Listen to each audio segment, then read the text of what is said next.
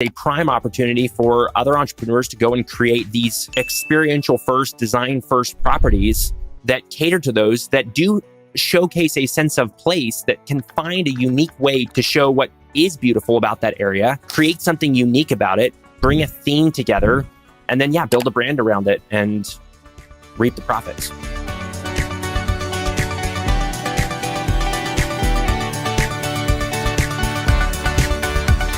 My conversation today is with Isaac French, creator of Live Oak Lake and founder of Experiential Hospitality. This was such an awesome conversation because Isaac came out of nowhere to create a hotel in Waco, Texas, in a field surrounded by live oak trees and a cow pond. And then he created this whole business around it with a heavy influence on social media, didn't have a hospitality background, and it just stunned this little world of micro resorts. And he ended up selling the hotel for $1 million a key. So we talked about how Isaac came into hospitality, how he got his attention to detail, and why the focus is always on design and landscapes. We also talk about the sales process of Live Oak Lake, what he learned through that process, what he learned building Live Oak Lake, building the social media following. And we even dove into maybe what he's thinking about next and what he's most excited about in his upcoming travels. Please enjoy my conversation today with Isaac French. What I wanted to just start with is your background looks so good. Your new setup looks great. I'm a fan of your newsletter, and you talked about this thing called a Nook. What did you build and where are you? And maybe we can just start there. Yeah, cool. Well, first of all, Jake, thanks a lot for having me. I've been a huge fan and listened to basically every episode and have learned a ton. So it's a privilege to be on. I am in Texas, the heart of Texas, just outside of Waco. It's like an hour and a half north of Austin. And last summer, I got this inspiration to build kind of my dream office / studio, just like my dream space to be in and do work, get inspiration, create stuff. So drew up plans and built like a little 500 square foot, really modern Scandinavian, kind of married to Texas hill country, actually, styled structure right on the edge of a creek, literally 100 feet behind my house. And I am an artist, so it has like a little art studio room where I can paint with really great natural light. It also has like a sleeping loft, so some of my VIP friends can come stay here. And then, of course, my office space and a little reading nook and everything else. Yeah, I call it the Nook. Seemed like a cozy place just to hang out and host other people and have good conversations in. Well, it's good, kind of a good prologue to where we're going to go today, because when your office is branded, that gives people a little insight into who you are. Why did you feel the need to create this little office space? You know, you're starting a business, you're an entrepreneur. I know actually when I was starting my company, I wanted to be in an office building because I thought that was what people do when they are starting a business. You got to be in an office building, you got to hang up your shingle. And now I want the opposite, actually. I want what you have. Why did you decide to do this? That's a good question. Nobody has asked me that yet. I, first of all, wanted to be close to our home. My wife and I just had our first child last year.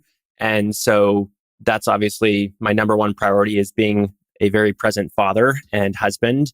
And so that was number one. It's a beautiful piece of property that we live on as well.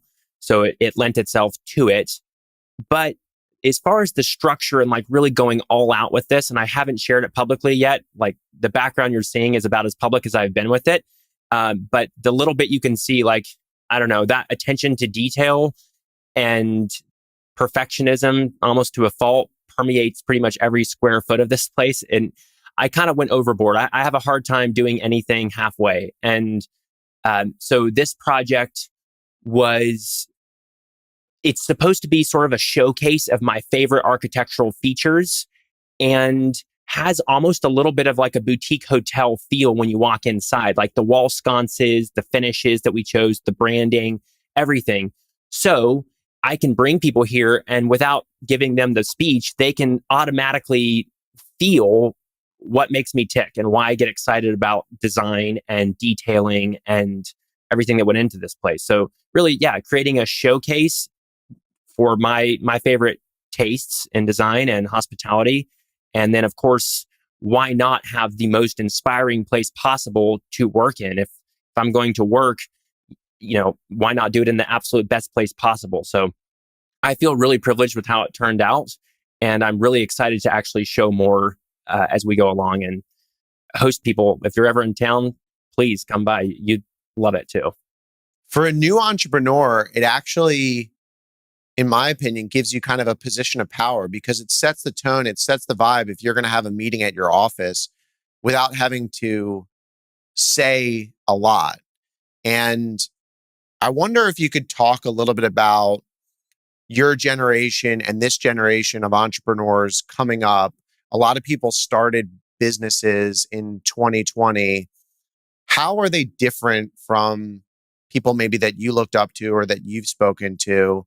And how are you thinking about building your business now moving forward? Interesting question. I have a hard time comparing myself to the generation because there's a lot of things about my life that are intentionally very different. And let's just start with like my lifestyle. So this is background I haven't shared a lot publicly yet, but I grew up and was raised, grew up, and actually still live in this intentional Christian community. It's agrarian, so we now have locations all over the world, but the kind of the main base is here in Texas. We have 500-acre farm. We farm with horses. We grow as much of our own food as possible. We have multiple generations. My wife's grandparents founded the community 50 years ago, and so my grandparents, her grandparents, our parents have all been here. And just as a quick plug, if I will, for that, I have to give credit where credit's due. I wouldn't be anything that I am today without the opportunities that were afforded me. I was homeschooled by two incredible parents, given opportunities to work in family businesses and with friends and build character in ways that are in startling contrast to a lot of the rest of the culture. And that credit, none of it goes to me. So my lifestyle is actually quite a bit different from my generation. When you were setting out to build the space, how did you build it and where did you get inspiration from? So 2.5 years ago, we built Live Oak Lake. I had gotten inspiration for that project from a lot of architecture from the Pacific Northwest, which is where I spent 10 years of my childhood. It's kind of the Scandinavian minimalist vibe, and which was very rare here in Central Texas. I think the design played a huge part in the success of that project. People weren't used to it here. It actually went together very well with the local landscape. And since then, I've realized my own tastes in design have evolved, and there are new elements of textures and finishes that I have really taken a liking to. So this space was an opportunity to pull together my current, at least, palette of favorite finishes and design features. So we have, like I said, we're marrying this Scandinavian minimalist vibe, a lot of white oak, cabinetry, smooth natural finishes with things like brown Texas limestone, which is dry stacked, which you can't see in the background, but plays a prominent part in the exterior and the interior of this unit. And marrying together these seemingly disparate vibes that I think are really unique and go together well here. And the goal with all of it, especially on the exterior, was to blend into the natural landscape as much as possible, which is also a principle of landscape hotels, which is what I'm particularly passionate about. And this space, I think, does a really good job of that. It's a lot of Shugi Bond black vertical siding, a ton of glass, some of that stone, and a lot of trees in the landscape immediately adjacent to it. So again, trying to blend in and bring the nature that's literally 5 feet out the window from me inside. And we have a ton of plants inside as well, which is another great way to do that. What's a landscape hotel? A landscape hotel to me is a lodging facility or experience where the units are separate pods, separate units that are fully embedded in the landscape. So again, the focus is not necessarily the architectural uniqueness, though I think that can accentuate it. The focus is actually the landscape that you're immersed into. And then there's a lot of, I think, really compelling benefits that come along with that, because you can create this vibe of community, or like picture a village. What we did at Live Oak Lake, we had a 2-acre pond with multiple cabins situated around it. But at dusk or at sunrise, you have all these amazing lights outside that reflect in the water. And you just have this feeling like you're in this really charming European village. And you can do that with the landscape hotel because you have these separate units that are spaced out, affording some level of privacy and seclusion because you have topographical features and trees and all of that. But then you also have that, again, that communal sense, which is where the hotel part comes in. How do you blend the architecture with the landscape? And maybe you can talk about that in the context of what you did at Live Oak Lake. Yeah, so let me preface that by saying here where we are in Central Texas, I'll be the first to admit, is not the paragon of natural beauty. And I have come to appreciate the unique aspects that we do have, such as these live oak trees. So in my opinion, they're some of the most beautiful trees in the world. They get massive. They're kind of the flagship tree of the South. And we have a ton of them here right in my backyard and where Live Oak Lake is, which is 5 minutes down the road. And when we bought that property, it had a small, like a cow pond on it, which we were able to dig out and turn into this quaint lake. And so the dream was, let's actually show off to Texans, because that's our target market here with Live Oak Lake in the Texas Triangle region, people in the 2-hour drivable distance. Let's show off to them how beautiful this place is, while also transporting them into a vibe, so to speak, that they're not used to. So that's where we brought in these European elements. So they're almost like A-frames, but they're not A-frames, super steep pitch roofs, tons of glass, and then a virtually black exterior, which black, funny enough, is the best color to blend into a landscape, especially in a forest setting. So I would have thought, well, maybe it's green or brown. Black is actually the best because it just recedes into the shadow. And so all of those cabins are nestled in the trees. And we very, very specifically, deliberately chose those locations to nestle them and leave appropriately enough trees around them, plant more trees back. So the black, the finishes are the Shugibon siding I was mentioning before. That just gives a little bit of warmth because you see some of the brown earth tones come through the burned look. And then a lot of black standing seam metal. So it's super clean lines. There's literally no eave the way that we did it. So they're 25-foot long panels that are hand creased to match the edge line of where the eave would typically be. And so again, the objective is just to make it recede as much as possible into behind the trees. And then from the inside, you're looking through all this glass. And so you feel completely immersed in the space. There's skylights, trees inside as well. So yeah, I think black exteriors and adding in elements of warmth like that Shugibon, or in this case with the Nook, we have that limestone dry stacked in like the entryway. And that ties in perfectly to just the visual cues of like the boulders in the kind of the shelves of rock that you see outside, which is endemic to the Texas Hill Country region. How did you find yourself in the hospitality business? Well, I like to say, it sounds cliche, but the hospitality business definitely found me. I did not seek this. So I mentioned a little bit about my childhood. I grew up very entrepreneurial from a young age. I had every number of businesses you can imagine from the time I was 6 years old on, and have always been a left brain and right brain kind of person. So took up accounting in high school and tax prep, which was a great business foundation. And then was also an artist and always loved design. Wanted to be an architect at one point. So studied design. And then my dad had a construction company, which I worked in. That was really the primary occupation I've ever had as far as like a job. I had other jobs. Like I made cheese at one point. A lot of people don't know that. I made artisan cheeses when I was a teenager for like 4 years. And learning construction it came obviously very naturally, very relationally, because my dad had the business.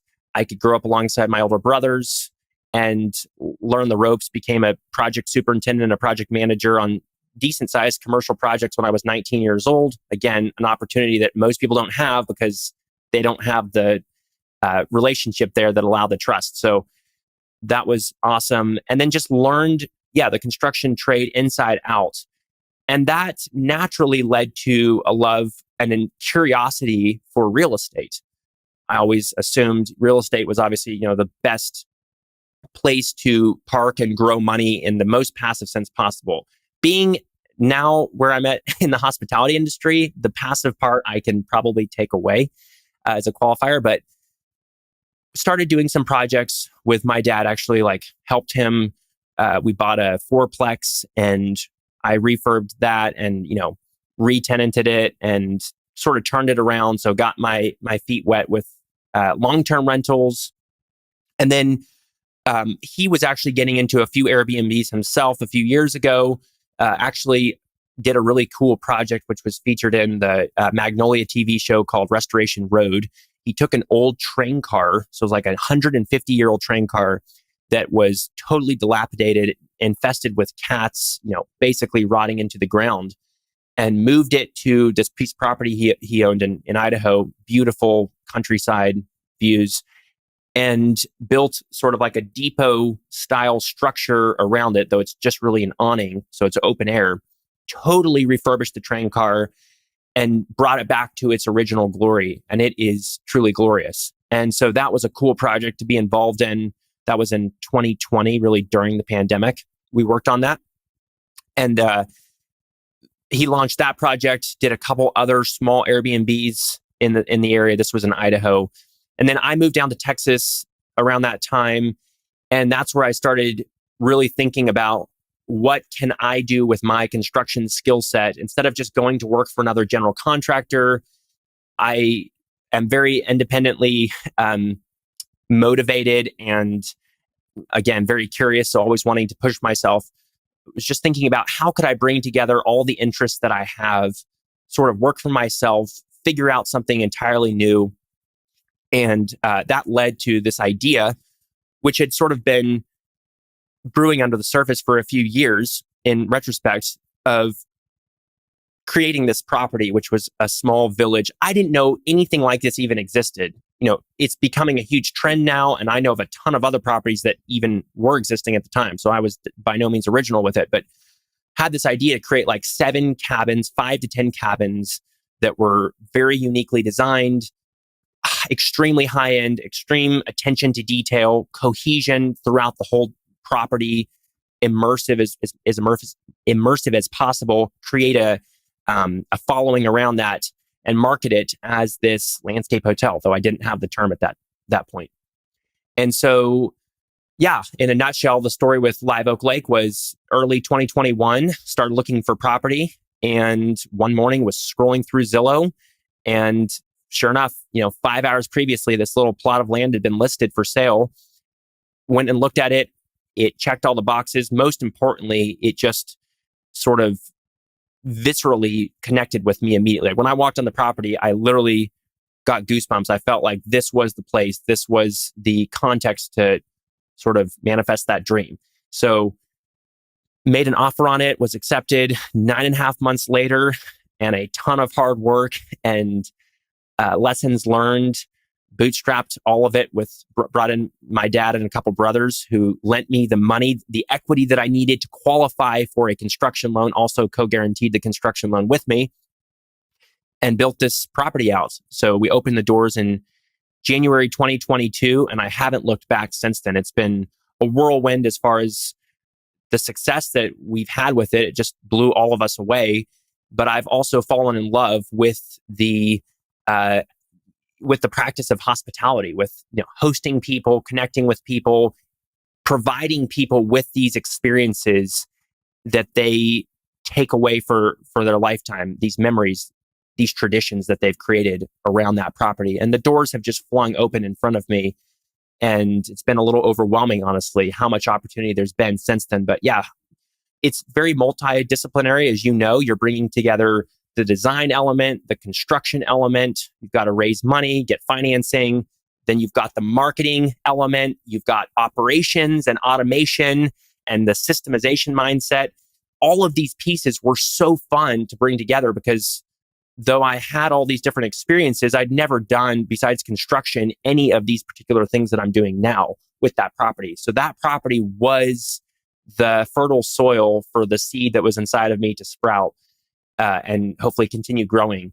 But yeah, I've really fallen in love with hospitality. It's like the most fun thing I've ever done. I couldn't think of a better opportunity to invest my talents and grow new ones than hospitality. It's specifically experiential hospitality. It's one of the few businesses that combine a true operating business with real estate, where the real estate is so impactful to the operating business. But in addition to that, the operator has to work so hard to create those moments, those memories, and those experiences. How much of this did you have figured out when you were looking on Zillow and trying to find this property? Like, how much of the plan was there and then you found the land to then, do that plan? Or how much of it came about once you found the land? So it's a funny story. There was a piece of property which is literally like 1,000 yards down the road from where Live Oak Lake is today. Same road, literally like a quarter or half a mile down the road, that a friend of mine owned, like a 15 acre property. And it was a totally different kind of property than Live Oak Lake. It had some trees, but it was the primary draw was it was on this bluff, like a 50-foot bluff next to a dry creek, which was interesting too. So I was like, the idea was happening before I knew about that property. But when I saw the property, I'm an opportunist. And I was like, what could we do with this? If I was ever to get my hands on this, I was thinking this to myself, what could you create? And somewhere in there, it started gelling like, oh, short-term rentals, because those are going to be the most lucrative form of real estate and also the best suited to showcase something like this really cool natural feature. So I started slowly trying to convince this friend of mine to sell me that part of his property because he wasn't doing anything with it. And he was warming to the idea, and we had agreed sort of to a general timeline. And then it just was taking forever. And I was like, man, this is going to take probably 2 years for me to actually be able to do this. So in the meantime, that's when I was starting to look on Zillow and was like, what else is around here that would be maybe just totally different, but that I could start on tomorrow? Because like I felt highly motivated. I had gotten married in October of 2020, had moved to Texas just months before that, was starting a new life, was looking for, obviously my next career opportunity. What am I going to do? Had considered going to work for other people, was considering a lot of different things. And this idea had just sort of slowly, the pieces of it had been coming into place for a long time, though I didn't realize it. And really, until I walked onto that piece of property that we ended up buying and turning into Live Oak Lake, I don't know. I don't think that was the moment where it all clicked. Like at that point, I was still coming. I went to tour that property sort of as a real estate opportunist. Like, what could we do with this place? In the back of my mind, thinking maybe it's these cabins or whatever. When I walked on that place, which, don't get me wrong, was a total jungle. Like, I had driven by that property. I mean, I grew up here probably 50 times, never thought a thing of it. Just looked like a bunch of greenbriers and trees, poison ivy. And when I walked on it and saw that little lake, saw the live oaks that were like these hidden gems within it, I don't know, it all came together. So it's you never can predict what's going to happen. You just have to be ready to jump on opportunities when they come up. Another person ended up buying that other place. And in retrospect, my idea would not have been very well suited to that. There would have been all kinds of liability issues. It would have been hard to create kind of that communal vibe that you get at Live Oak Lake because they're nestled around the lake. So yeah, that just shows how good chance is sometimes at upending our plans and giving us new, really exciting opportunities that we couldn't have ever predicted. How do you think about the location, meaning like the location on a map and the beauty of the site? Because from a location standpoint, there's no real draw in Waco, right? I mean, there's maybe a little town, there's some restaurants, but I think people are staying there on the site. So as you go to look at other sites now that Live Oak Lake has been successful, how do you think about the location, meaning the town, the city, what's around it?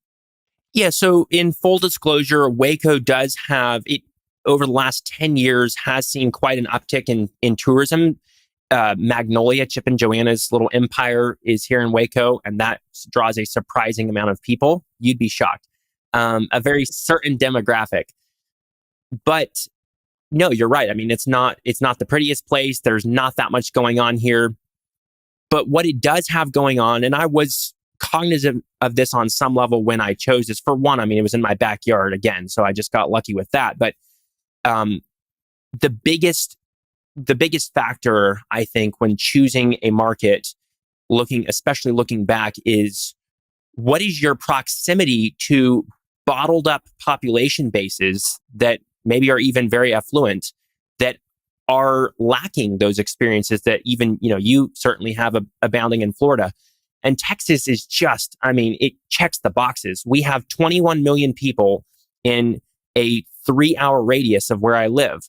And there's a very high GDP in that area. There's a lot of money represented there, but the whole state is fairly hungry and lacking in beautiful places or fun things that are truly, like all season activities, stuff like that. So outdoor themed things especially. So being in Waco, we're literally right in the center. We're like the hub in the wheel of those cities.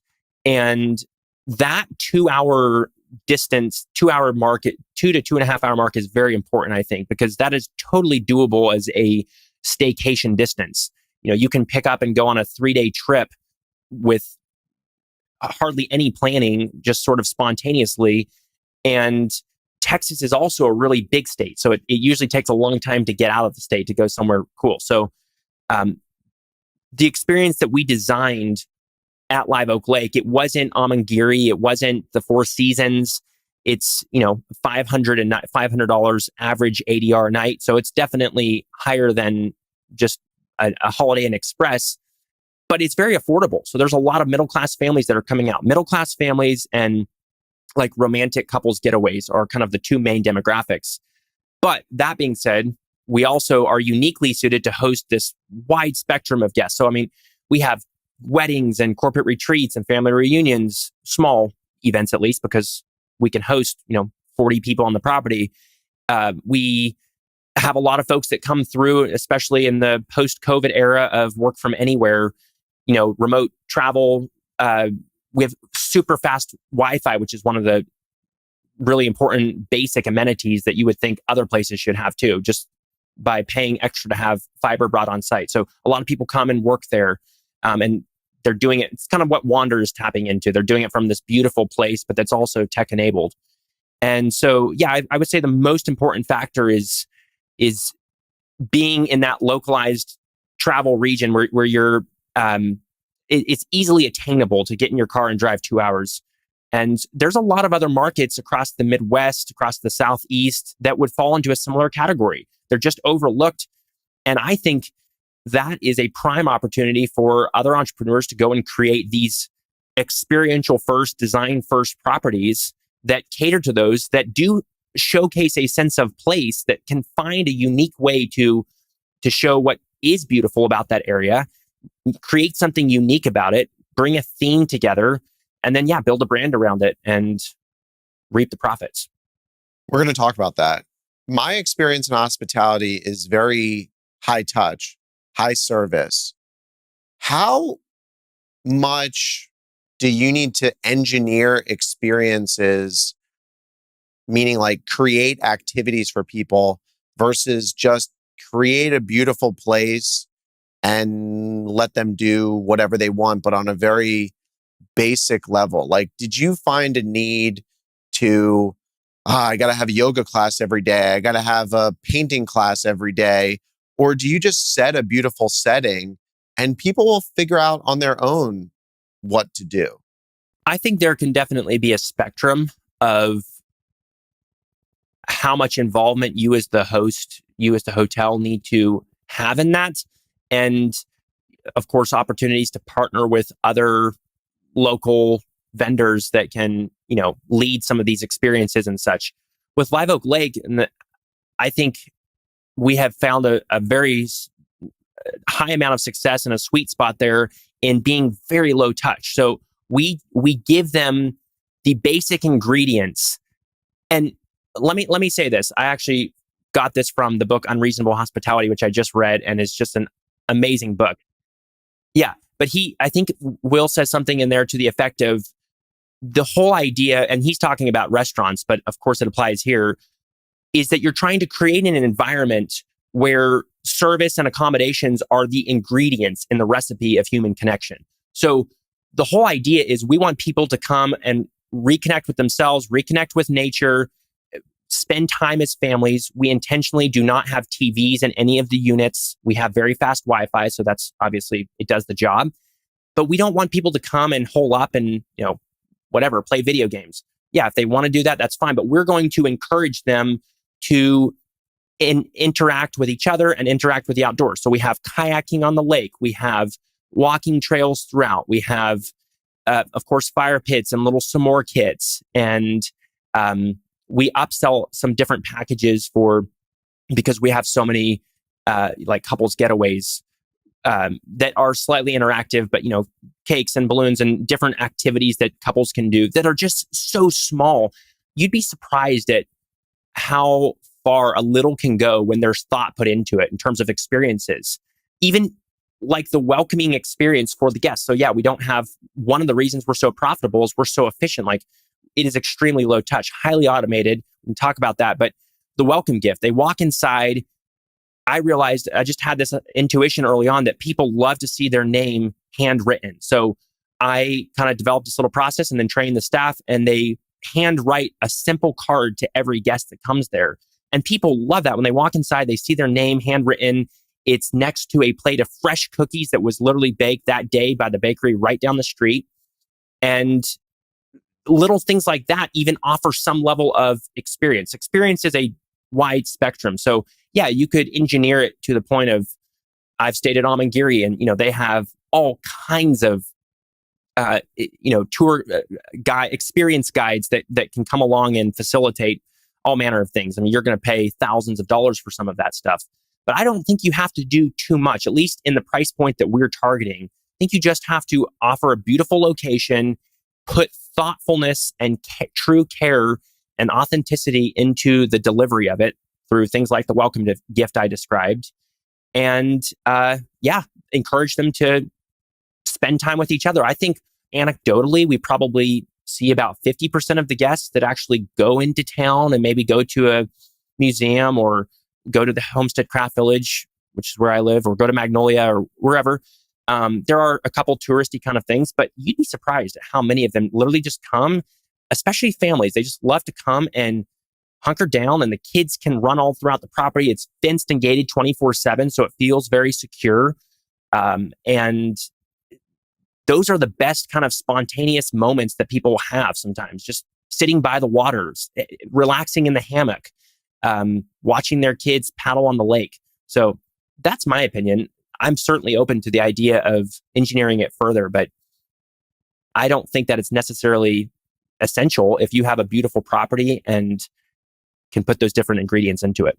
While you were building Live Oak Lake, what were you most concerned about, and what did you focus on to overcome that and turn it into this very successful investment? I was most concerned that people were actually going to show up. It was a big risk for me. I was 24 years old, and it ended up costing us 2.3 million. My budget was like 1.5 million. And so thankfully I had some well, family you passed members. the first hotelier test. You went over budget on your project.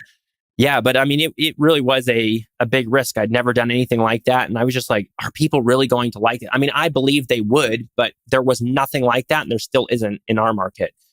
And a lot of friends that are in short-term rentals, especially, were definitely dubious of the idea of like, man, you are overspending for everything that you're doing.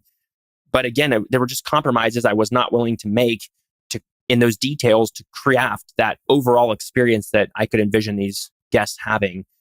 I think liability was another thing. I don't know. I was just, when you've never done it before, I was like, because I knew early on that direct bookings were going to be a big emphasis at some point for us. I didn't realize it was going to happen as fast as it did. And so I was like, I mean, we've got a lake, we've got a lot of kids coming, we've got these spiral staircases in the cabins. There's just a lot of things that could go wrong.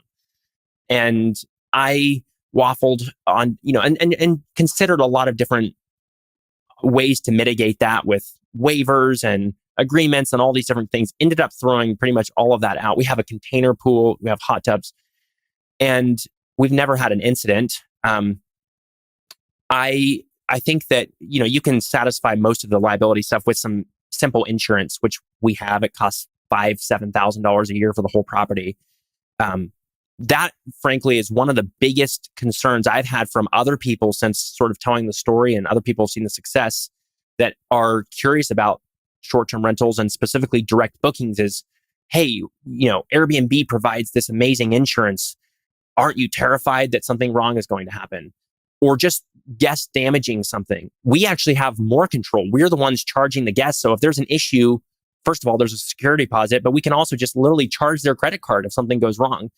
And thankfully, we've never had any issues like that. So those were my two biggest things, but thankfully, neither of them really panned out. Well, you keep talking about short-term rentals, but what you build and what you're doing is really not short-term rentals. And I think one of the ways it's not is how you got people to show up. How did you get people to drive to this little place, and how did they even find out about it? Yeah, that's a funny point too. That's an interesting point, and I've thought about it recently. The first thing you said, which was, is this what is the identity crisis I'm dealing with? Is this a short-term rental? Is this a hotel? Is this somewhere in between? Initially, I definitely thought of it as a short-term rental because that was my framework for approaching hospitality. I never even considered a hotel as a viable option. Since then, I much more identify with a hotel, though it's somewhere in between. A landscape hotel or micro resort is a good term for that. Because of course, I don't have to say it properly, but the idea is that you're bringing the best of both worlds. You're marrying the personalization and boutiqueness of the short-term rental, the charm of the short-term rental, with some of the systemization and the communal aspect and the brand of the hotel. So as far as how we did that, it all started because we got kicked off of Airbnb. And that was the biggest scare of the whole process. Construction, owning it, everything. Like 2 weeks after we opened, well, first of all, when we finished construction, I don't know, I didn't do any marketing in advance, and I didn't try to book any of the rooms before we were done. I was just so consumed with, getting it over the finish line. And I was literally wearing every hat in the project. I subcontracted some of the construction work out, but I was literally there 80 hours a week figuring it all out. And then I realized, like, oh boy, we got to the end of the punch list. And I realized, oh my, we're about to open and we are paying interest on a note and we don't have any guests and we're starting from zero. So that was the first heart attack moment. We got on Airbnb and they prioritized your listing like the first month that you're open to give you some traction. So we were starting to get bookings. I had some of my friends booked. They, of course, paid for their stays. But some way or another, the algorithm, the Airbnb has flagged us as a possible whatever fraud, that we were faking reviews, which of course never happened. And so we literally got kicked off. And Airbnb customer service is absolutely abominable. It's terrible. Could not get a hold of anyone for days. And in that process, I talked to this person, actually your guest, Ben Wolf, he knows her as well, but she reached out to me. Her name is Amanda Spencer. She had a couple travel accounts on Instagram in Texas. I didn't even know what a travel account was. And she was like, hey, I should do a promotion on your place when you get it up and running. And so we actually scheduled that, but she was months out booked. And so I called her. I was like, look, this is where we're at. Is there anything we can do on Instagram in the meantime to get the word out there? And she was like, well, you could try such and such and such and such. hey, talk to these people, see if they'll do a giveaway. So I could just cold DM'd this account and in Dallas that had like 100,000 followers at the time. Dallasites 101 is their handle, and got in touch with them. And they're like, yeah, pay us $900 and send us pictures because we don't have time to come out, and we'll run a giveaway post on you. So I did that. And literally within 2 days of all this happening, they ran the giveaway. We got 5,000 followers overnight. Well, over about 7 days, but most of them like in the first day. And like $40,000 of direct bookings just came flooding in. That happened. And then another incident like a week later, another account, which was big on TikTok, same kind of deal, like a Texas travel influencer who's looking for, unique places to show their following. He found us too. He was like, hey, this is cool. There's nothing like this. I haven't seen this before. I should just run a reel on you or a video, whatever it is. So we didn't even do a giveaway on that one. That one like went mega viral, got 1 million views in like a couple days, and just inundated us with bookings. So my life went from like the absolute dregs of like, oh my goodness, here we go. We're ruined 2 weeks into this. We got kicked off of Airbnb.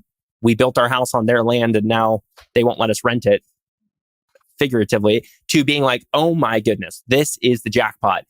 And then I realized in that little incident, those two incidents, that our brand needed to be the number one focus. Yes, we needed to actually deliver the experience, which was fairly simple. Again, going back to what we're doing, because once you figure out the basic principles of that, it's simply training the team to do it. And there was plenty of mistakes there and lessons learned along the way. So I went all in with these travel influencers, and I hired like 30 of them in the first 6 months. And probably 60% of them had virtually no results. So I ended up spending, $10,000, $15,000 that just went down the drain. But I also learned a ton. Some of it was really basic. Like you can tell when they have a really big following, but their engagement is really low on the posts, they probably have a purchased following, at least in part. And some of that had happened. And then also I learned as far as like which influencers you wanted, in what niche you wanted to work with, because somebody with 1 million followers that's a health and fitness guru is not necessarily who we're after, though they have this massive following. And I learned that the hard way a couple times. But there was this sweet spot of like these Texas travel influencers. So they literally are just looking for restaurants and hotels or Airbnbs that are unique and in this drivable distance from these big cities. A lot of them are based in these big cities: Houston, Dallas, Fort Worth, Austin, San Antonio. So went all in with that. And in 6 months, grew 50,000 followers from scratch. I mean, supercharged our bookings. It was also the perfect opportunity to do that because we obviously had a lot of occupancy starting out from scratch. So I could give away a lot of nights to these folks when they came and stayed there. And then even those that didn't deliver on the giveaways or getting bookings created content that we were able to use. So great learning experience. That endeavor of creating the brand was the most valuable thing I did. But in terms of the entire project, because of even how it was valued when we were acquired, but that would have only been as good as the property was. So actually creating this experiential one-of-one kind of destination was the most important thing, obviously. And that's the hardest thing because you can't cut corners when it comes to crafting that. Going back to what I was saying about not making those compromises with every design decision, with everything that went into crafting the property to where people walk on site, they drive in the front gate, and they literally have that moment where they're like, where am I? I do not feel like I'm in Texas. And people tell us that all the time. That's the best compliment I ever get. It's like, I feel like I'm in a different world. I've never been to Disney, but it's that sort of concept of offering a transportive kind of experience where people feel totally immersed in something. As you start to get into the flow of Live Oak Lake and you're seeing some of your competitors and you're really starting to think about the business, what do you think you did really well that your competitors were missing or other people you saw in the space were missing, whether they were in Texas or anywhere else in the country? I would pin it back to the unwillingness to compromise. I hate to beat the drum on that again, but you see so many properties. I could go through Airbnb, I could go through Instagram, and there's a lot more that I look up to now that are online and that were on some that were online that I just didn't know about at the time that certainly don't fit in this category. But it's like so many people, either they just don't have the vision for what it takes to create that kind of wow factor, um, to create those one of a kind Instagrammable moments, which is another reason it succeeded so well. This was also the user generated content that just took off because people see all these incredible, and we intentionally framed it. So every cabin faces a certain direction that is sort of framing the canvas of what they're experiencing, the view, the trees, the lake, the container pool,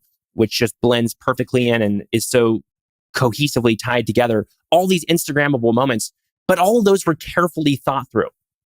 And I think so many people just don't have the vision.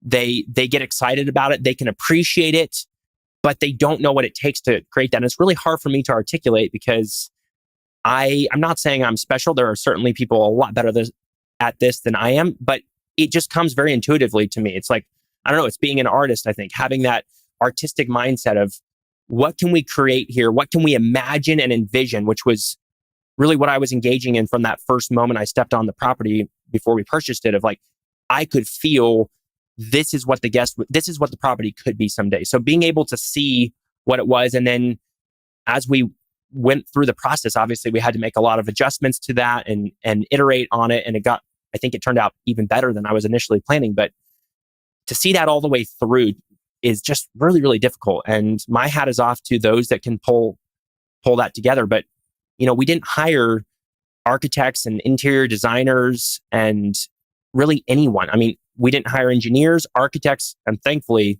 we didn't have to from a building perspective because we were in an unincorporated part of the county. But also from a design perspective, we took a huge risk with all of that, but it all worked. So I know it's not the most novel answer, and I've already said it before, but just being able to pull together all of these different details that really do add up to that magical experience. So let's talk about the numbers of Live Oak Lake, because I think the big objection to what you did is this is a one-hit wonder. Isaac was able to do it because it's in his backyard. He was there. He's very hands-on. He's very creative, but it's not scalable. It's going to be hard to replicate. And how do you make money with only 7 units? So can you kind of break down for people how successful this thing really was and just give us kind of the numbers and the recap, both on the investment side and on the operations of the hotel? Yeah, so we spent overall $2.3 million, including soft cost financing costs to build it. Again, I think that was under the market cost for sure. We didn't have a general contractor fee tagged on, nor architects or consultants or anything like that. And the first 12 months of operation, we grossed $960,000 and we net before debt service $520,000 on seven doors. We built our following to roughly 75,000 people in that first 12 months, and we averaged 92% occupancy.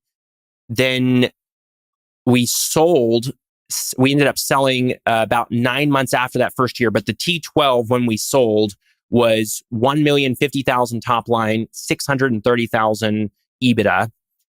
And we sold for $7 million. So we sold for $1 million a key to the dollar. And our following was $150,000.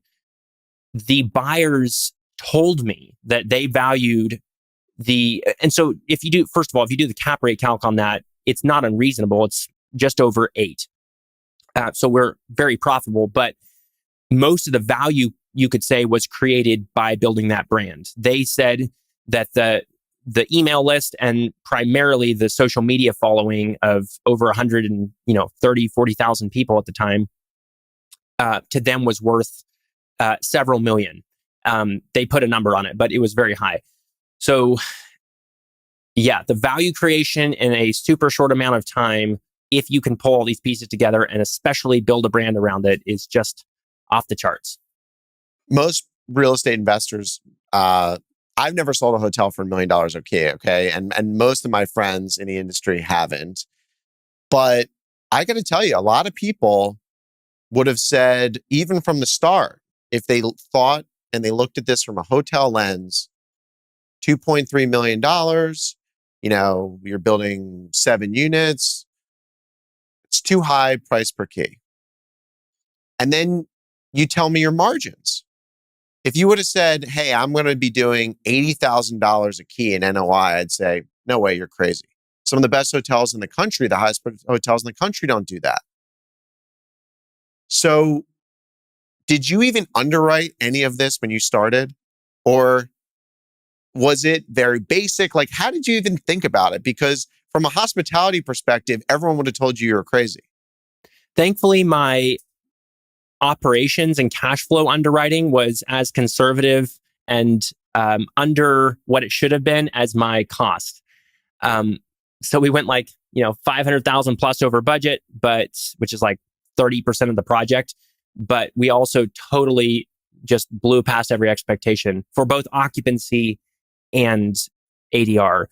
I was underwriting for, let me think here. I was underwriting for like $175 a night ADR with 75% occupancy, and the numbers worked. Another way that we convinced the bank to even give us the loan, because let me just make a note here. I think this is obvious to you and a lot of other people, but traditional lenders do not understand this asset class, if you will. And I think that's part of it. It's not really viewed as an asset class. They couldn't figure out from an appraisal standpoint how to classify this property. Is it a campground? Is it glamping? Is it a hotel? What is it? And so I didn't do the best job communicating.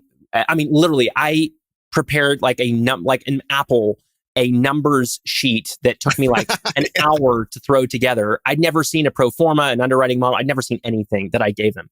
So I don't blame them too bad, but I got turned down also by other banks.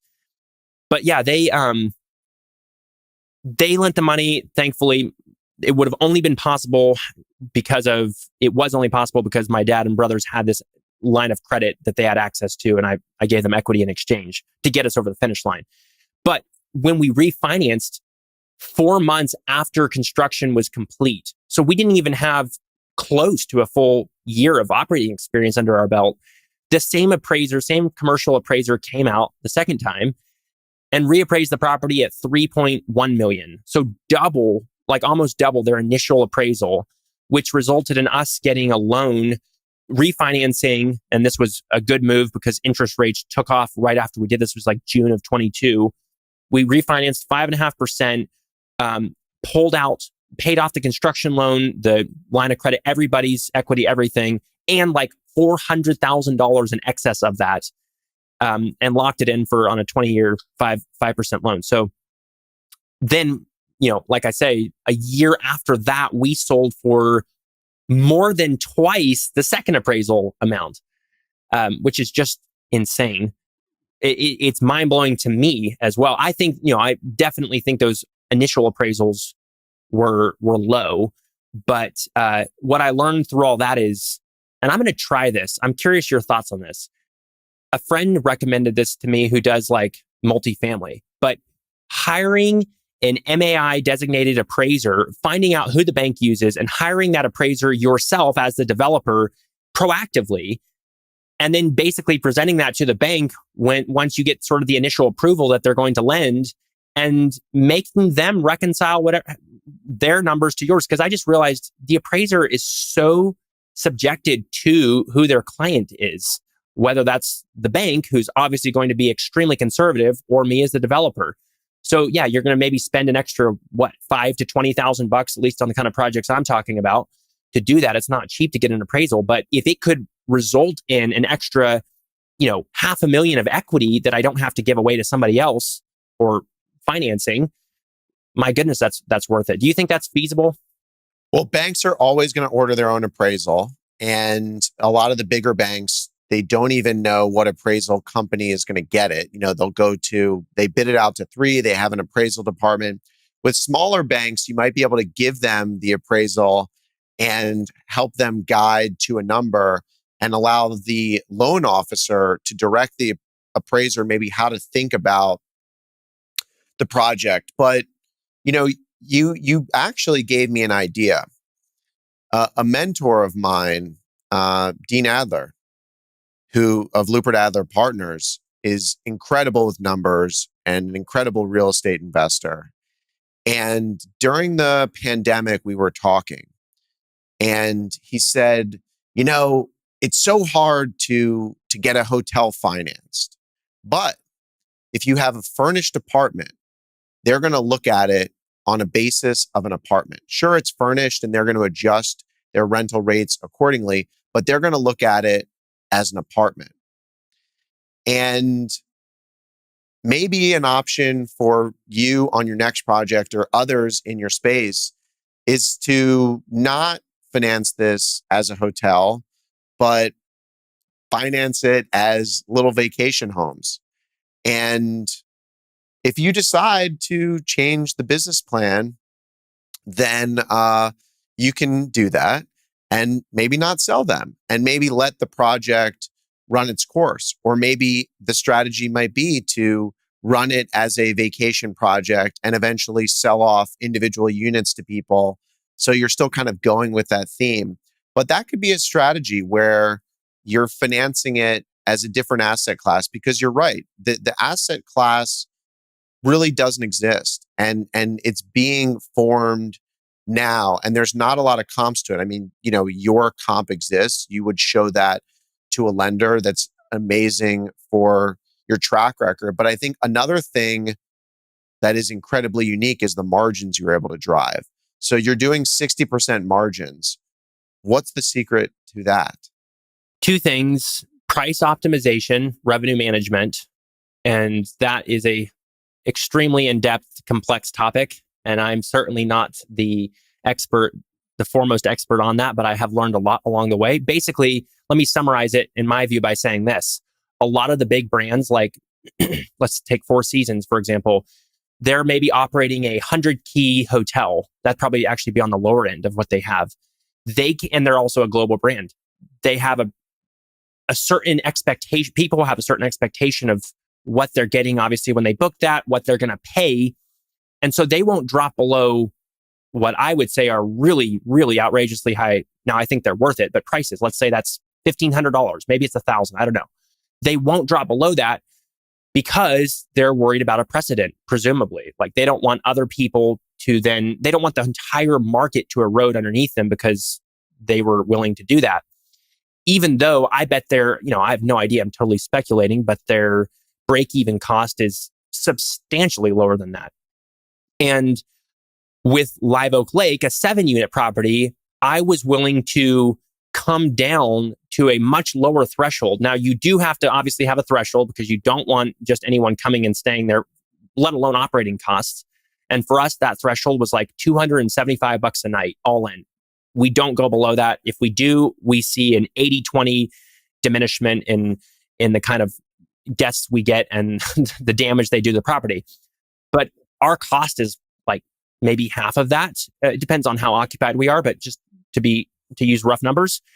And so we set that as the lowest benchmark. And then we go up to, we've booked nights for over $2,000 a night and peak weekends with, an event going on in our city, or like the upcoming total solar eclipse is a huge one. Like that one's going to go off the charts with how much everyone can get from that if you're in the path of totality.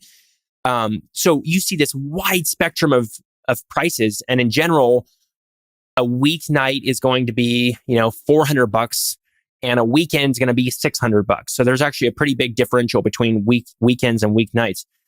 But allowing that kind of dynamicism in the range allows us to have 95% occupancy. Now, we never want to hit 100%, obviously, because then it probably means we're undercharging. But we're really, really happy riding that 95%, overall averaging $515 a night. Obviously, the numbers, that's part of the contributing factor there. The other one is efficiency and systemization. So, I mean, this is becoming kind of old news because a lot of people are starting to utilize a lot of tools like this. And I assume maybe the hotel industry was doing this a long time before Airbnbs and short-term rentals, but we have a software stack. So of course we have a property management software, which aggregates all the listings. So we can be on Airbnb, VRBO, Booking.com, all the OTAs. And then it also provides our booking engine. So we built a really beautiful website on top of their booking engine infrastructure with Stripe as the payment processor. And then we have tons of smart home technology. So we've got, of course, door locks, lighting, thermostats, noise monitors.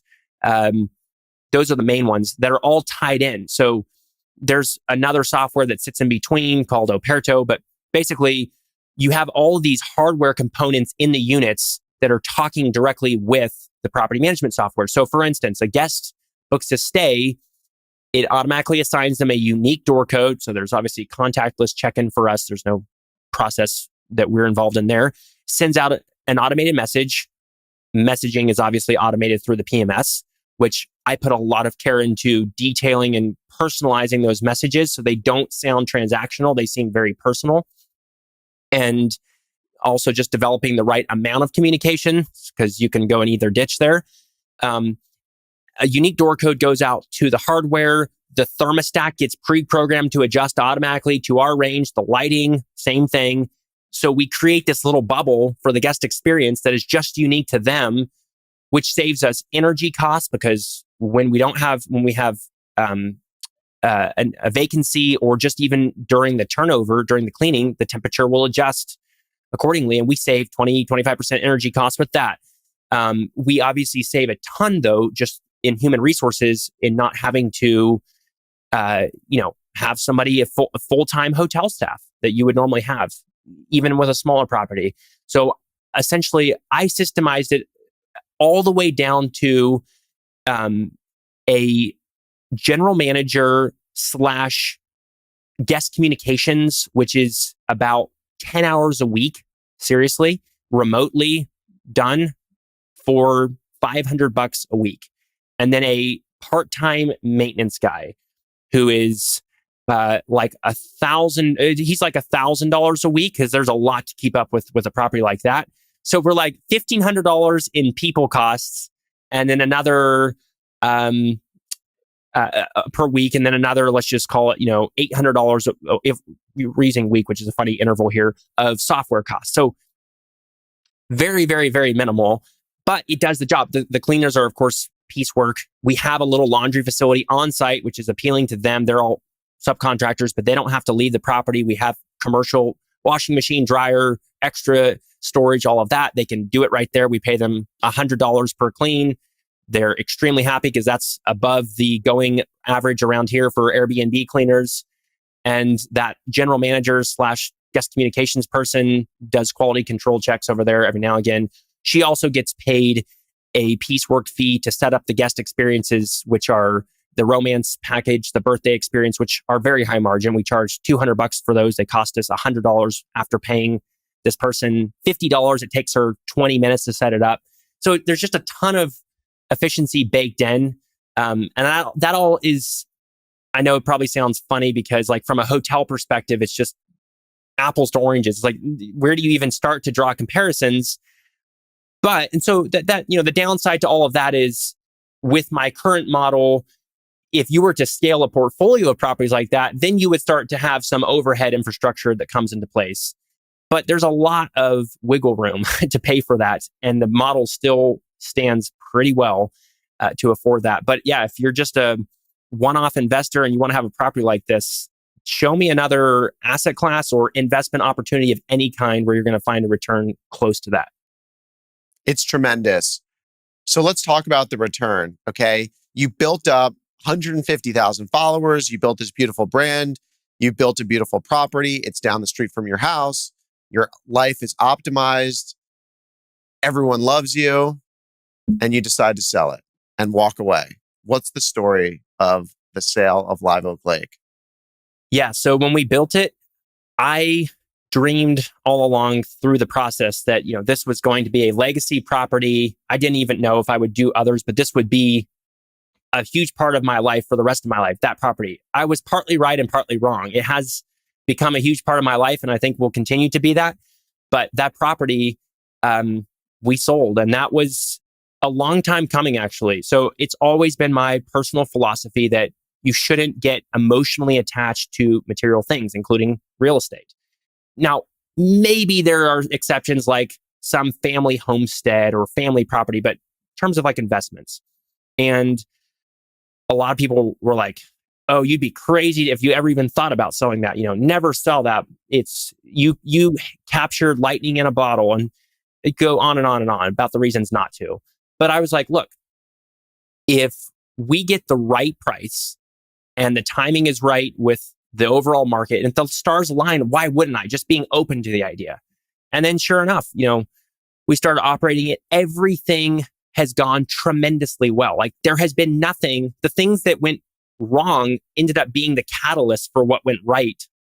Hence the Airbnb story to this huge degree. So the press, the operations, the profitability, the reputation, everything has just been tremendous. And I started just feeling intuitively like, and after talking with my family and close friends, we should consider putting this on the market and just seeing, because I've had so much interest. When I started telling the story on Twitter primarily in 2021, 2022, after we opened, I was just inundated with all of these different people that wanted to invest, mostly like mom and pop operators that wanted to level up their Airbnb portfolio or whatever. But then a lot of actual like high net worth or institutional. So like I was approached by numerous private equity shops that wanted to buy a majority stake. And I realized through all of that, after a lot of conversations, it was primarily a talent play. They wanted to buy 70%. They wanted to retain me, sign a contract, and then basically have me build them this portfolio. And it was tempting. They have deep pockets. I don't have to worry about banks, which was like the worst part of building the whole thing. Just dealing with the lender and convincing them and that whole terrible process. I hate it. I was like, well, at least we could solve that. But I just didn't feel like it was the right thing for me. Like, again, I'm very independently motivated and really appreciate a certain level of autonomy that I didn't think I was going to have. So turn those things down. And then was like, well, maybe we should just list it and see what happens. So we listed it for $6 million because the number that I was originally pegging was $5 million. I was like, $5 million would be such a home run. I mean, no one's going to pay that, but if we could get that, my goodness, I'd sell it. So then I talked to this commercial broker, and after he saw the numbers, and he was like, oh my, what is this place? He's like, you should list this thing for $6 million. And he was kind of looking at traditional cap rates in other asset classes and was like, man, $6 million is a steal for somebody, actually. Yeah, I mean, totally. And I was like, what? You think we could get that? And so we listed it and had some interest, but nobody was serious. We took the listing down. That was the end of 2022. And then January of last year, a broker in my area reached out and was like, hey, I know that you listed this place. I know it didn't sell, but look, this is my wheelhouse. I am in experiential hospitality. I sell, restaurants to everything from restaurants to marinas to high-end hotels all over the country. I live 15 minutes away. This is a perfect opportunity. Let me list this for you. So his timing was really good. We worked together well. We listed it in spring of 2023. And very quickly, we had tons of showings, much, much better listing and overall experience. We had somebody give us a contract. First, they tried to lowball us. They're like 4 or 5 million. And let me clarify, when we relisted, we went to 7.3. So I was like, look, we're really going to put this out of reach so that if it's meant to be, then somebody better be willing to really put some money up here. So we had somebody offer us. Finally, they offered us 6.5. We got them up to, and I was like, look, I'm going to take that. Interest rates were skyrocketing. Nobody knows what's going on in hospitality and the overall economy.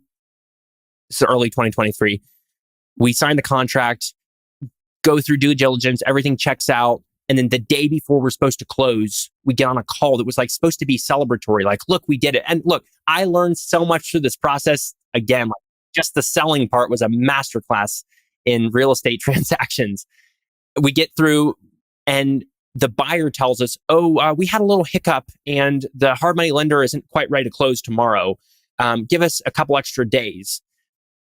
And the biggest lesson I learned through that is they only had $15,000 of earnest money down, which is ridiculously low. I'd already spent at least that much just with my attorney. And then sure enough, in like the next 2 days, the entire deal fell through. Their hard money lender had actually backed out weeks before, and they hadn't told us. They were as green as I was from a buying perspective and me from a selling. And so, yeah, the listing expired with the agent. And then like 4 days later, we get an LOI from this other group for $7 million, $500,000 higher than the first offer. They originally wanted us to sell or carry a portion of it. And so we got in some talks with them and felt like we could work together and struck a deal, $7 million with a partial, like a $1 million seller carry note through the end of the year. This guy had access to a lot of high net worth capital and an institutional background, so very well connected. Due diligence checked out. They put $200,000 of earnest money down this time, so we were fully covered there. And then the closing comes and the closing goes, and they can't close. They had an investor back out. They had another investor back out. It's like, oh my goodness. Well, at least we have 200,000. So we ended up signing like an extension, and then the next deadline came and went, and I was like, this is ridiculous. All right, one more time, we're gonna give them you one extra week. And they got their act together, and the last final day possible, they finally were able to close. And so by that point, I was like exhausted from the process, was super relieved. Think we both did well with it. The property is operating as efficiently and profitably as it ever has. So I'm happy for them. And I feel really relieved. It's a huge, honestly, a weight off my shoulders. Like, I love the property. It will always be my baby. It's how I fell in love with hospitality. I think it's a great resume builder for me with whatever's next. But it was the right time, the right place, and I have no regrets with it. So yeah, it was a big decision. That was a long story that you didn't ask for, but I learned a ton through the process. I love the story. What are you going to do differently now? Now that you've had this experience, you've built it, you've created something, you've sold it. You're not just sitting around doing nothing. What are you thinking about, and what's different about that strategy and approach now? I'm definitely not sitting around doing nothing. I've been connecting with tons of folks and helping out with everything from coaching to a masterclass, and now a community similar to yours. A lot of other folks in the space that are building properties like these. And so that, for one, has been super eye-opening to see the options that are out there, really. And there's nothing like really feeling pushed by peers that are operating at the same level or higher than you are. So that's actually one of the selfish reasons I actually built the community, because I wanted to have that personally. There are a lot of people building cool properties right now. And part of me, like at the current moment, is almost starting to feel tempted to have some sort of FOMO, like, I've got to get back in the game immediately. I'm hoping to do a 1031 exchange on that. So defer a ton of taxes through that. So I do have some deadlines to hit and locating the next deal. As far as approach, I think the single biggest opportunity I missed, and I don't regret it, was learning, but is telling the story as I went through the building process. So yeah, now I already have built up a small following in the space around this, but it is storytelling gold to craft a property like that, from the concept to the design to the construction to hosting, every aspect of it. So as important as the story is to make it to the guest experience, because story is, we didn't talk about this a lot, but crafting a narrative for people and sort of selling them the story about themselves when they come and visit, which is like marketing 101. As important as that is to the overall guest experience, it's equally important to the development process and getting more attention in the space from more investors and snowballing that aspect and jumpstarting the bookings and the overall hype around the property. So I look forward to telling that story as we go, documenting it through video. I'm considering YouTube. I mean, it's such a visual undertaking. You're crafting these high-end, beautiful, unique, nature immersive hospitality experiences. I mean, it's like the perfect thing to video. But YouTube is, speaking of, a channel is really hard, and I haven't committed to that specifically. It's like a treadmill. You have to keep producing, and you got to invest heavily in that if you're going to take it seriously and grow. But at least through short form content, and I think that's the biggest opportunity and the lowest hanging fruit, because I have a friend, Devin Lowrop. Do you know who Devin Lowrop is?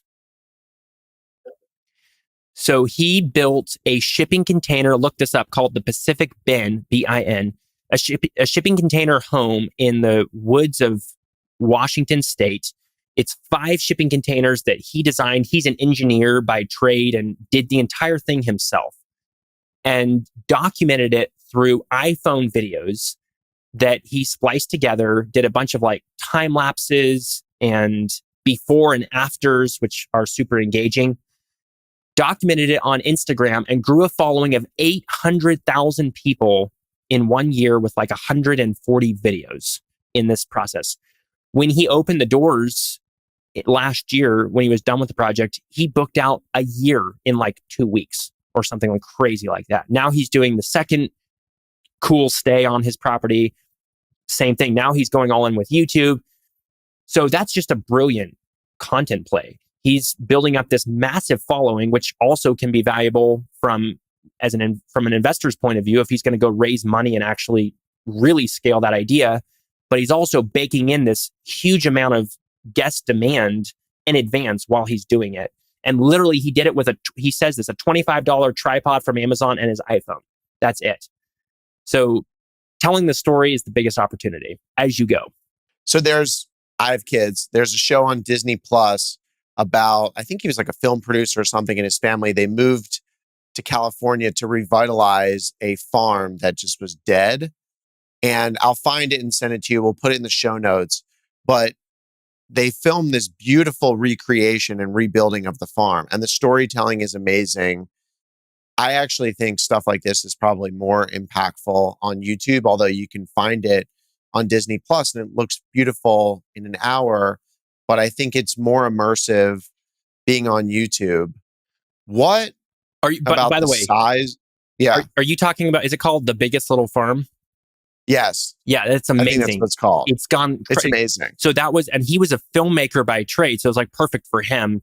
Came in, but it was like, this is the lifestyle we're seeking. So I may as well document it as I go. But nothing about it was recreated or like superficial. It was their process of transforming it from what it was, which was, completely destroyed by commodity agriculture that had happened before them, to what it became. And that's a phenomenon. Literally, my dad and my brother just went there like a couple weeks ago for like a workshop. Really? Because they're into regenerative agriculture. That's awesome.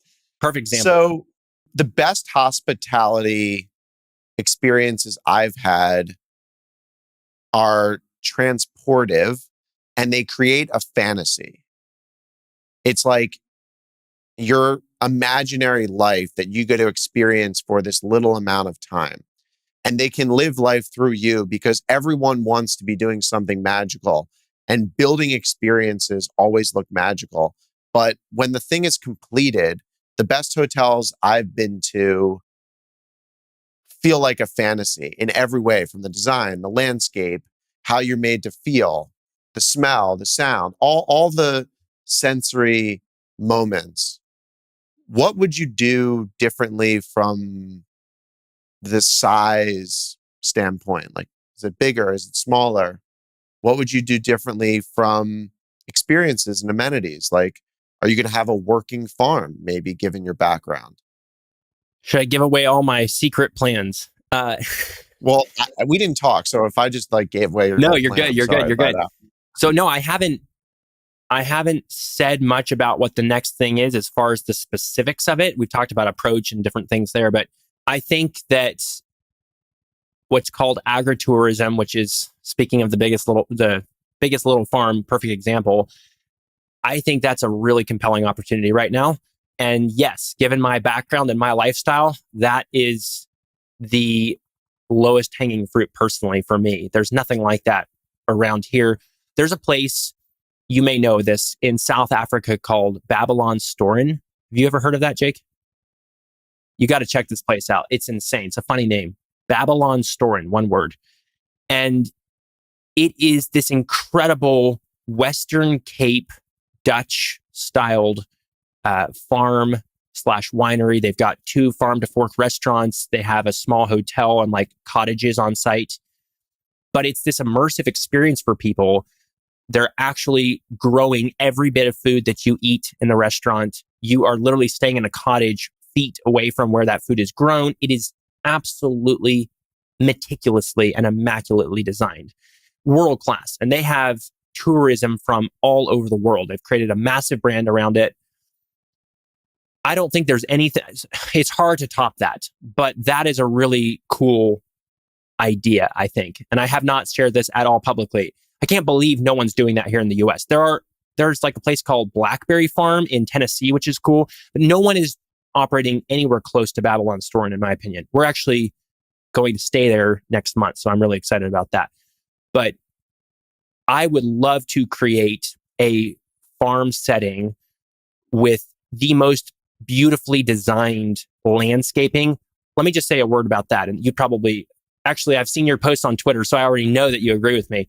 Landscaping is the highest ROI investment you can make in a hospitality investment. It's literally, the way I look at it, a 5x ROI. If, it's 5 times, let's just say it's 5 times more valuable than the structures in terms of the dollars spent. Because that is so key to what you're talking about, creating that fantasy, creating that feeling, creating the vibe, the ambiance, whatever you want to call it.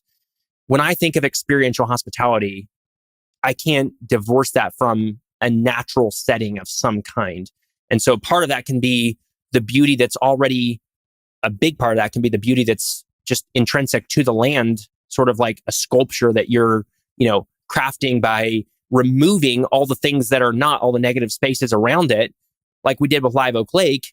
But then there's an element where you can actually tastefully inject onto that landscape and create this incredible feeling. I think those are the most magical moments you can create, is when you bring together, let's just imagine a, perfectly manicured lawn and small flower garden within this rugged landscape of forest and mountains and whatever as a backdrop. And you marry those 2 things together. So I think there's an opportunity to do that with some kind of a farm stay. And Babylon Storm is the best example of that. Speaking of, if you look it up, there's like these incredible mountains and just rugged terrain all around it.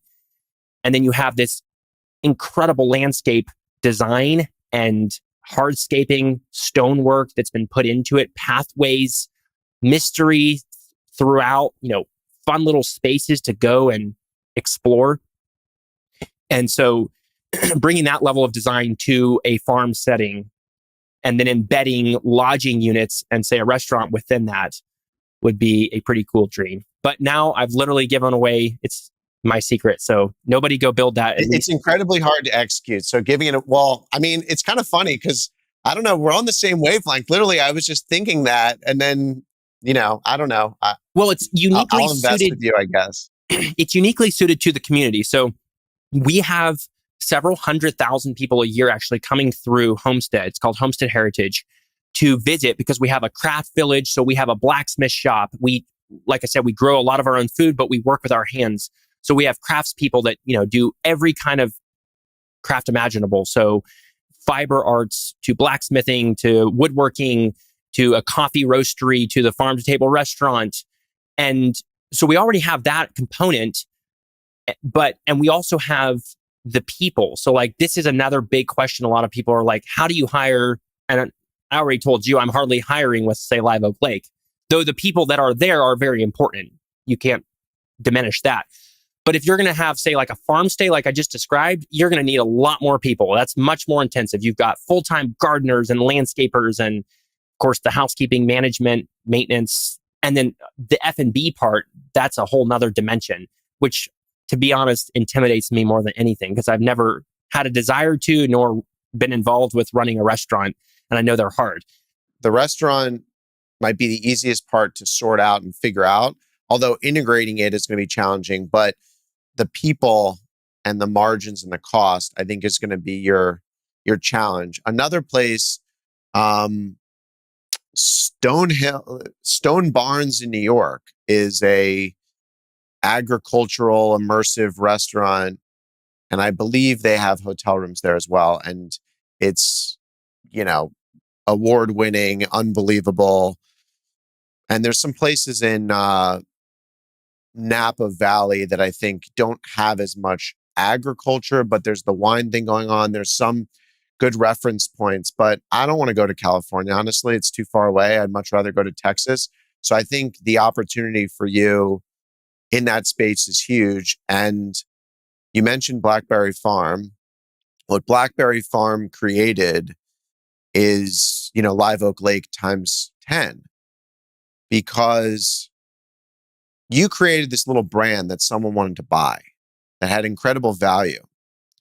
But Blackberry Farm created a place where people wanted to live at and buy homes. They even have dogs. Did you know you could buy a Blackberry Farm dog?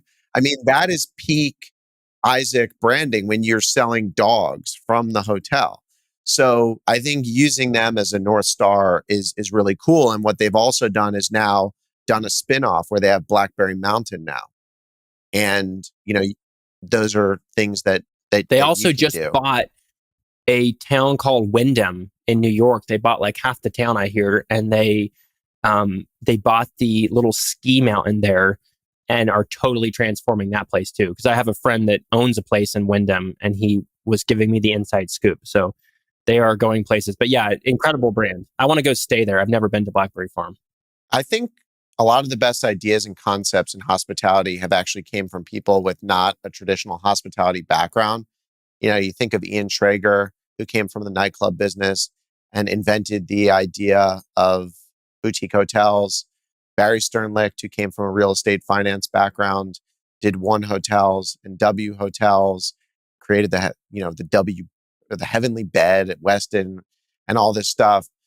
Can you point to any examples where you, looking back on what you did at Live Oak Lake and what you're thinking about now in the future, where being naive or unexperienced in hospitality was actually an advantage for you because it allowed you to think about it in a different way than maybe me coming and trying to do what you did? I think having the fresh perspective that if we build it, they'll come. If we spend the money, they'll come. And believing in that vision of like what we're creating, not being constrained by some kind of framework of, well, you never spend more than this per key, which is what a lot of the Airbnb investors that I was talking to that I'm friends with were telling me. Those constraints, or the branding. I don't know. A lot of people thought that I was kind of going off the rails by this idea of trying to emphasize direct bookings and creating this brand and all of that. I don't know. It just felt like, why not? Instead of giving 17% away between what the guest and the host pay to Airbnb, that's pure profit. If you can find a way to capture that, and you can then remarket to those guests and create a lifetime relationship with them. So I'm not trying to claim that I was the pioneer of direct bookings, but Live Oak Lake certainly helped catalyze the entire movement around direct bookings, and the idea that you can build a brand, the idea that you can use Instagram to sell directly to the guests and create the relationship right there with no middleman. And having no prior history with hosting as on Airbnb or being in hospitality definitely didn't hurt me when it came to thinking that through and being open to experimenting, even with the marketing approach in general. I think if I had to define it with one word from start to finish, I would just say it's been a lot of experimentation. I have tried all kinds of different things, bringing in YouTubers that aren't necessarily in the travel industry. I mentioned how important it is to find these local travel bloggers for Instagram, but then I brought in people like Shelby Church. She has a 1.5 plus million followers on YouTube, and she's like more of a general influencer and lifestyle. She came in and did a video that has been viewed 1.5 million times. It's a 15-minute video that certainly impacted us. Cody Sanchez, another sort of like business personality that sort of came in and did a behind the scenes interview. That video has over 1 million views. So again, being unafraid to knock on these doors, whether it's a YouTuber or the Instagram thing or the email list. And I feel like there's still a lot more to learn there and utilize with emails. I think that that's even one step better than Instagram because you own the audience and you can never be deplatformed, even from Instagram, nor do you see any dilution as you grow, or at least it's very marginal. Like with Instagram, we saw certain engagement rates around, 20, 30,000. I would say that was kind of the peak area of percentage engagement. The ratio of people that were following us, the ratio that we're engaging of those that we're following, I should say. As you grow, that gets diluted. And so now at 150,000 plus, maybe we only see 2 or 3x the same engagement, but we have, 10x the following, whatever. Those are just things that happen with social media. It's not something to complain about. It's still way better than Instagram, but now we're pushing emails. So there's just so many aspects of marketing in general, and you have to be willing to experiment, be open-minded, try things. If they don't work, no problem. You learn from that. And that has served me very, very well. And I'm really grateful that I didn't have the inhibitions that would have naturally come from sort of being steeped in the industry. Isaac, I asked all the guests on the podcast the same closing question, and that's, what's your favorite hotel? And I'm going to come back and ask you in 3 years what that is, because that's going to change, I'm sure. That is going to change because I have traveled not nearly as much as I wish. That's about to change very quickly. But so far, by 1,000 miles, my favorite experience has been Amangiri.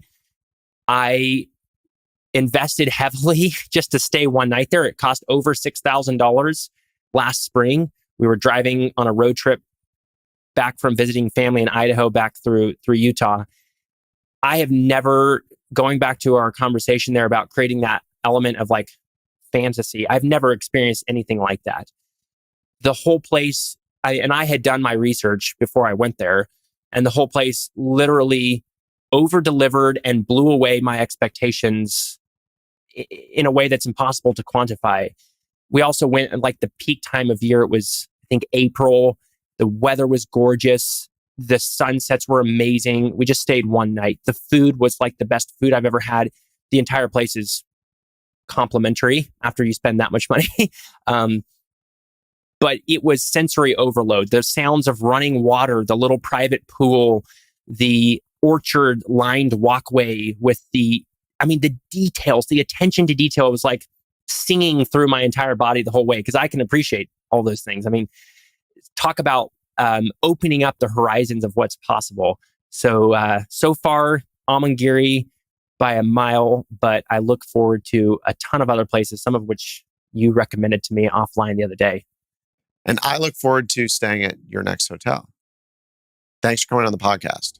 Thank you very much. It's been a fun time talking, and I really do look up to you and feel like I learn new things from you every week through your tweets and through the podcast. So thanks for doing this. Hey everyone, it's Jake here. Thanks again for joining me on this conversation.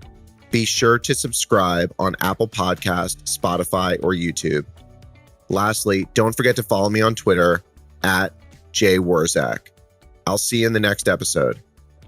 Jake Wurzak is the founder and CEO of Dove Hill Capital Management.